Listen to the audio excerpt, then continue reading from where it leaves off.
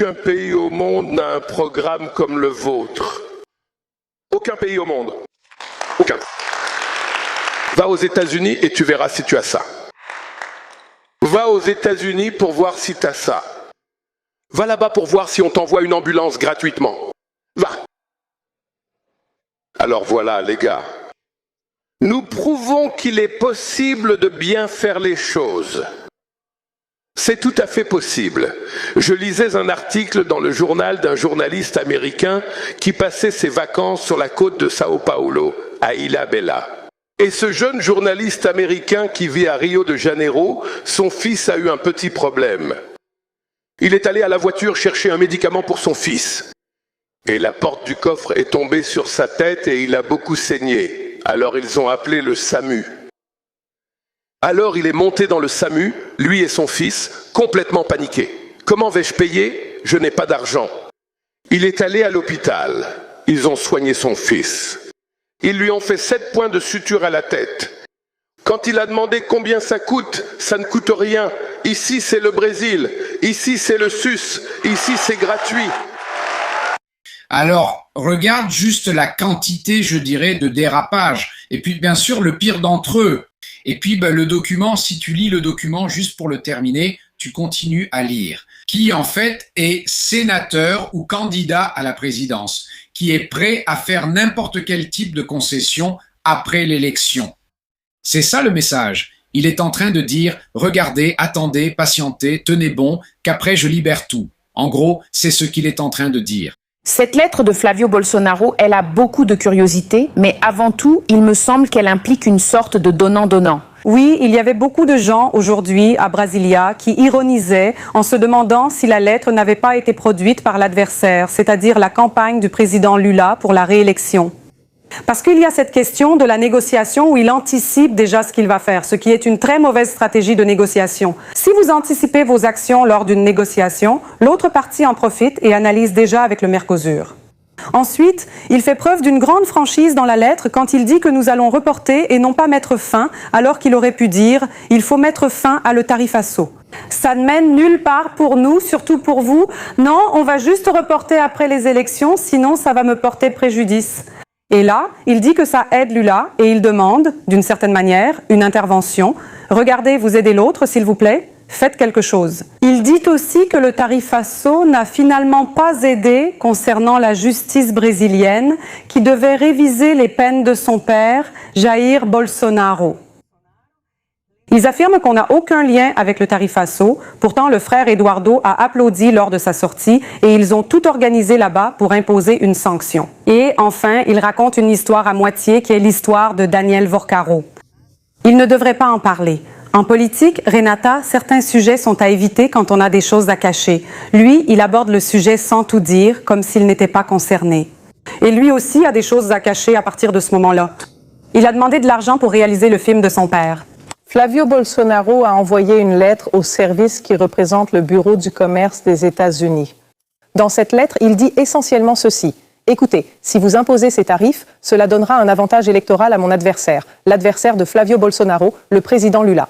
Mais cette lettre, au sein du gouvernement brésilien, est perçue comme un cadeau offert au gouvernement brésilien par Flavio Bolsonaro. Nous en avons déjà parlé ici dans Bom Dia Brasil. Parmi les thèmes de cette lettre, il y a le PIX, le master, l'omission de ses liens avec Vorcar, Forcado et l'augmentation des tarifs. Mais il ne dit pas qu'il est absolument contre l'augmentation des tarifs. Il dit que la question des tarifs peut être reportée après les élections. Qu'a fait le gouvernement brésilien? Ils ont saisi cette opportunité et déplacé la question sur le terrain politique, comme ils le souhaitent, Anna. Bien sûr, c'est une année électorale, on en parle beaucoup ici, et tout cela concerne l'élection de 2026. Donc, le gouvernement brésilien, le président Lula, s'est exprimé sur les réseaux sociaux. Il a eu une réaction très ferme. Il a qualifié la famille Bolsonaro de vendue. Il a dit qu'ils sont des traîtres à la patrie. Et il a réussi à faire exactement ce qu'il voulait le plus, c'est-à-dire reprendre et même renforcer en fait leur principal argument dans cette élection, qui est la souveraineté. Ce discours est mis en avant, n'est-ce pas? À chaque menace similaire des États-Unis, il sert bien le gouvernement sur la souveraineté. C'est exactement ça, Anna. En 2022, on a beaucoup entendu ce discours que le président Lula a adopté en tant que candidat, qui était de dire « Regardez, je suis le candidat du camp démocratique face à l'ancien président Jair Bolsonaro ». Et en 2026, ils utilisent ce discours sur la souveraineté, affirmant que la famille Bolsonaro, si le sénateur Flavio Bolsonaro est élu, finira par céder aux pressions des États-Unis. C'est pour cela que je dis que cela a été une aubaine pour le gouvernement brésilien, parce qu'ils ont réussi à amener cela dans la sphère politique. Et juste pour qu'on garde ça à l'esprit aussi, pour qu'on en soit conscient, Flavio Bolsonaro s'était déjà inscrit auparavant pour prendre la parole lors d'une audience publique là-bas aux États-Unis. Le gouvernement brésilien me disait qu'il surveillait, mais que cela n'avait aucun poids institutionnel et était, selon eux, anodin et sans grande importance. Tout le monde participe à l'audience publique et débat, mais cela n'aurait aucun poids institutionnel, car le gouvernement brésilien mène en toute confidentialité des discussions avec des membres du gouvernement américain. Les négociations se poursuivent en toute confidentialité, mais dès que la lettre arrive, ils la politisent, ce que souhaite le gouvernement, surtout en année électorale avec un candidat à la présidence, Anna. Les dégâts qui ont été causés précisément par cette demande de la part du gouvernement, de la part de la famille Bolsonaro, pour une quelconque action contre le Brésil. Et en essayant de faire cela, il se complique encore plus. Énumérons ici le nombre, je dirais, de maladresses que cette lettre commet. La première d'entre elles, il dit ce qui suit. Regarde, rien de tout cela n'est une question économique, c'est seulement une question politique. Eh bien, si on va voir le gouvernement américain et qu'on lit justement l'enquête qui a été menée contre le Brésil, il n'est pas dit là-bas que c'est une question politique. Là-bas, ils avancent bien sûr des arguments économiques. Ils essaient de montrer que ces produits américains sont désavantagés au Brésil. Ils n'établissent pas de lien politique avec ces droits de douane. Bien sûr, on sait qu'il y a un arrière-plan politique, mais que fait Flavio Bolsonaro dans cette lettre? Il démasque Donald Trump et le bolsonarisme lui-même. Alors, regarde le faux pas, regarde l'amateurisme de cette déclaration de Flavio Bolsonaro. Il dit en gros, nous savons que ce n'est pas pour des raisons économiques, nous savons, s'il vous plaît, attendez la fin de l'élection, parce que maintenant, ces mesures renforcent mon adversaire et le vôtre.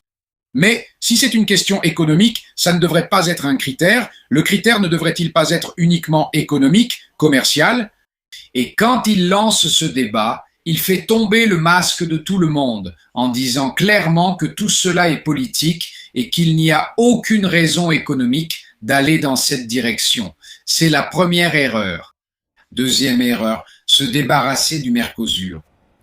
Bon, du calme, se débarrasser du Mercosur, c'est-à-dire, allons, nous ne savons pas exactement ce que cela veut dire dans les propos de Flavio Bolsonaro, mais évidemment cela signifie un affaiblissement du Mercosur. Qu'est-ce que le Mercosur? Entre autres choses, c'est une organisation de la chaîne de production de secteurs entiers de l'Amérique du Sud, parmi lesquels l'automobile. Des entreprises automobiles fabriquent ou achètent des pièces détachées dans un pays, assemblent la voiture ailleurs et la vendent sur un autre marché. Le Mercosur est une chaîne de production. Ce n'est pas seulement une zone de libre-échange ou une union douanière. Alors, quand il parle de se débarrasser du Mercosur, rien qu'hier, j'ai reçu plusieurs messages de secteurs productifs du Brésil demandant « c'est quoi cette histoire ?» Parce que cela va évidemment obliger des secteurs entiers à devoir se réorganiser dans le monde entier. Point numéro 1. Point numéro 2. Se débarrasser du Mercosur, qu'est-ce que cela signifie pour l'accord Mercosur-Union européenne qui intéresse tant l'agrobusiness brésilien? Autrement dit, se débarrasser du Mercosur signifie que cet accord que nous avons mis 25 ans à conclure avec les Européens, qui permet principalement l'exportation de produits agroalimentaires vers l'Union européenne, est suspendu, remis en question, etc. Bien sûr, beaucoup de gens du secteur agroalimentaire se sont demandé de quoi il s'agissait, donc si on prend la lettre de Marco Rubio, qui dit « Merci d'avoir proposé de mettre en place une équipe de transition pour nous ». Autrement dit, de quoi s'agit-il exactement? Le gouvernement Trump rejoindra-t-il l'équipe de transition si Flavio Bolsonaro l'emporte? Donc là, il y avait déjà, je dirais, un signe très grave de trahison, et cette déclaration vient compléter cette histoire. Donc cette histoire-là, si on s'y met, on finit par s'embrouiller dans ce sujet. Tu essayes de t'en sortir et en même temps, tu révèles ce que serait en réalité le gouvernement de Flavio Bolsonaro. Un gouvernement qui serait absolument soumis aux intérêts américains. Oui, c'est ce que tout le monde avec qui j'ai parlé au Itamaraty a souligné. Cette subservience, cette soumission, ce complexe d'infériorité. Il parle encore de 2 points qui sont très importants, à savoir la Big Tax et le PIX, n'est-ce pas? À propos du PIX, il dit, il promet que s'il est élu, il va réduire les frais des cartes de crédit pour compenser d'éventuelles pertes. Il raconte plein de mensonges, affirmant que les cartes n'ont rien perdu avec le PIX, alors que c'est faux. Parce que beaucoup de gens aujourd'hui préfèrent utiliser le PIX plutôt que la carte de crédit. C'est normal, c'est comme ça. Et les Big Tech, ils critiquent le gouvernement brésilien pour avoir essayé de mettre en place des règles qui sont encore timides par rapport à celles qui existent déjà ailleurs dans le monde, comme en Europe. Donc, de réglementer ce bazar que c'est devenu, les médias, ce que les réseaux sociaux sont devenus. Donc, il dit qu'on ne peut pas faire ça et on sait déjà qu'ils défendent les Big Tech bec et ongles. Maintenant, j'ai aussi trouvé ça drôle, Jamil, parce que je venais de finir de lire son document aujourd'hui, et il dit aussi, qu'on ne peut pas taxer la viande parce que, vous allez devoir payer plus cher là-bas aux États-Unis. Et vous parlez de la viande, mais la viande est le principal problème pour la déforestation et vous voulez discuter de la déforestation. Alors, autrement dit, il se mélange dans tous les sens, n'est-ce pas? Il fait un vrai mélange. Et c'est lui seul qui s'en sort mal dans cette histoire. Et j'ai aussi lu parce que ce document à lui a été inclus dans ils appellent ça un docket, n'est-ce pas? Dans un grand dossier que la représentation commerciale ouvre à tous ceux qui veulent se manifester. Et il y avait là une déclaration de Tesla contre les tarifs, il y avait des déclarations de plusieurs associations commerciales, il y avait une déclaration d'un groupe de petites et moyennes entreprises américaines, disant que ce sont eux qui vont encore payer les pots cassés en affirmant que lors de la première vague de tarifs, ce sont eux qui ont souffert. C'est donc un endroit très intéressant. On aime bien y pêcher des informations. Maintenant, je pense que Flavio, personnellement, sa campagne s'est retrouvée sans issue. Parce que c'est déjà marqué dans la famille Bolsonaro, cette attitude contre le Brésil, d'être allé demander l'imposition d'une taxe pour voir si cela pouvait empêcher le jugement de Bolsonaro, pour voir si cela pouvait aider Flavio. Il porte déjà cette étiquette, il n'y a pas moyen de s'en débarrasser, à moins qu'il ne rompe publiquement avec son frère, qu'il dise que tout a été fait par son frère, qu'il n'a rien à voir avec ça. Donc, c'est déjà fini pour eux.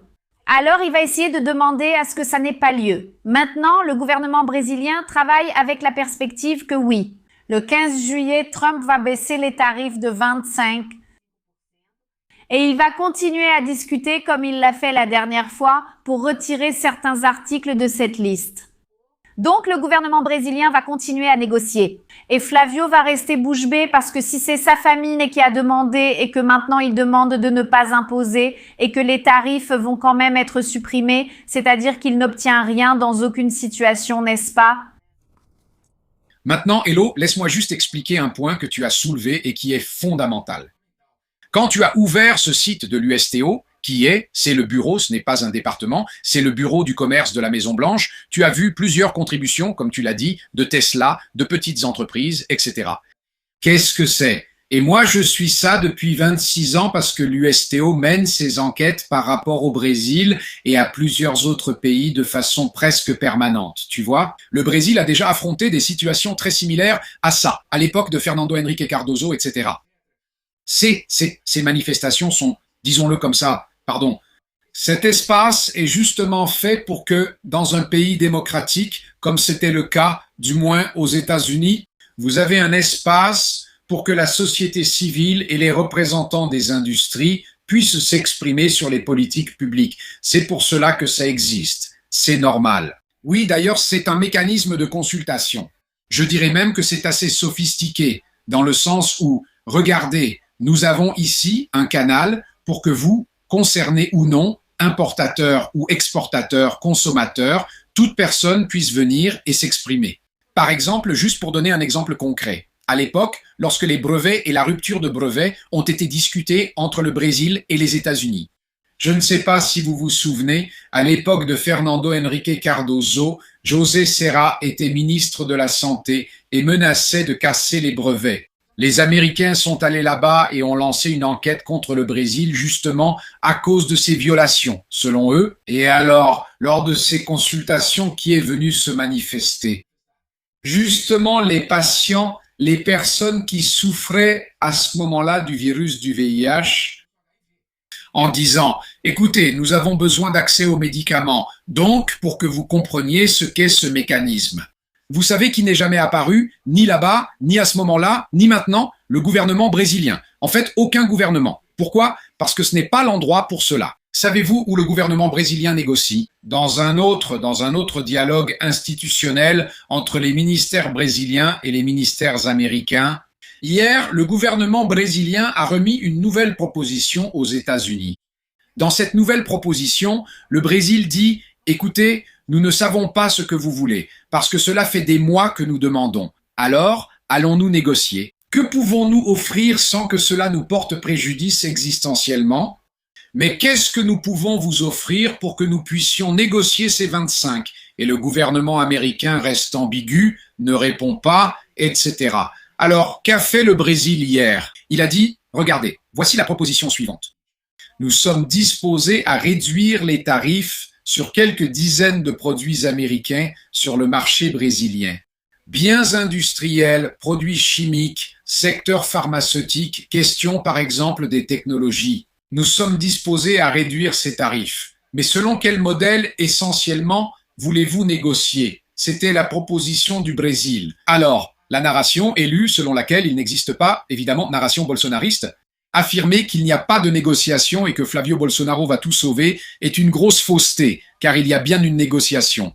Maintenant, comme tu l'as bien dit, la perception du gouvernement brésilien est que, malheureusement, quelque chose va se passer le 15. Nous allons voir quel sera ce paquet, et nous allons voir de quelle manière cela va continuer.